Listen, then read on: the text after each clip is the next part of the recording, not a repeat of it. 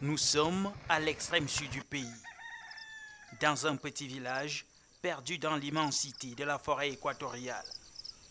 Son nom, Biyi Akume Seger, une appellation aussi originale que le Ngoun, un héritage ancestral précieusement conservé dans la localité. C'est un lieu sacré. Comme tout lieu sacré, il y a des choses qui ne sont pas admises. La plus importante, c'est de ne pas déployer des énergies négatives. Parce que c'est ça aussi le problème. Il y a des gens qui ont pas mal d'énergie, mais qui les déploient de façon négative, de façon à nuire aux autres, de façon à nuire à la communauté. Et une fois que vous prenez le chemin du sanctuaire, vous devez déjà obligatoirement être habité par de bonnes intentions.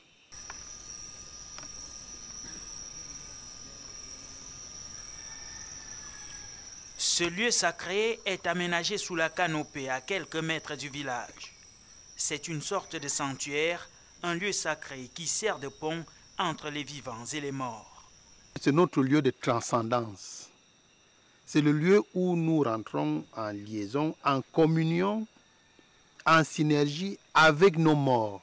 C'est tout à fait un endroit qui est sacré, que si vous avez des problèmes, que ce soit la maladie, que ce soit que les enfants veulent se marier, le lieu-ci est habilité de les faire donner ces demandes-là. Sur le site, pas l'ombre d'un bâtiment. Juste un espace soigneusement labouré au milieu des grands arbres, avec au centre 12 pierres formant un cercle.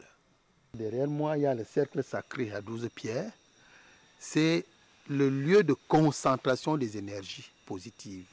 Ce n'est pas que celui qui entre dans le cercle, il voyage, non, non, non. Mais il se met en position, il se met en présence de nos esprits, en présence des esprits de nos aïeux.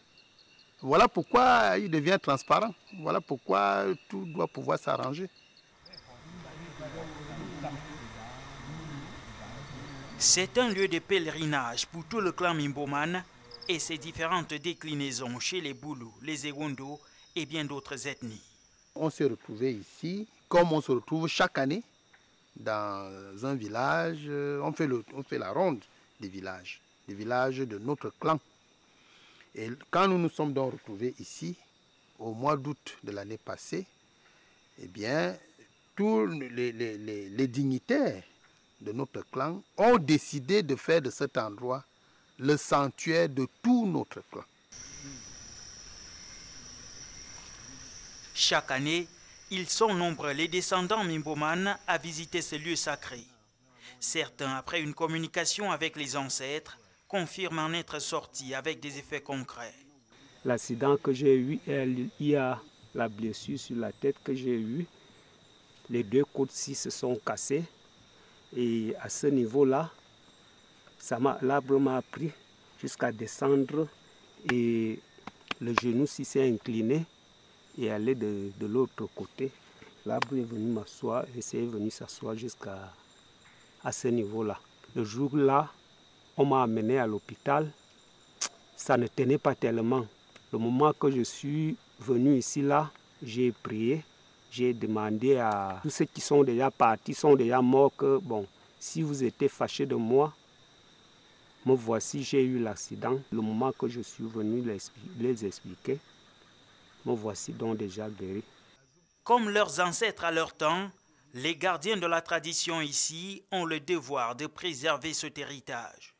À partir de nos aïeux, ça vient à partir de là. Et avant qu'ils meurent, ils ont donné quelques instructions aux gens qui étaient comme nous, aux gens comme moi, qui étaient tout près d'eux. On me renseignait que c'est comme ça qu'il faut faire, c'est comme ça qu'il faut faire, c'est comme ça qu'il faut faire. Donc c'est une transmission entre nous et les aïeux.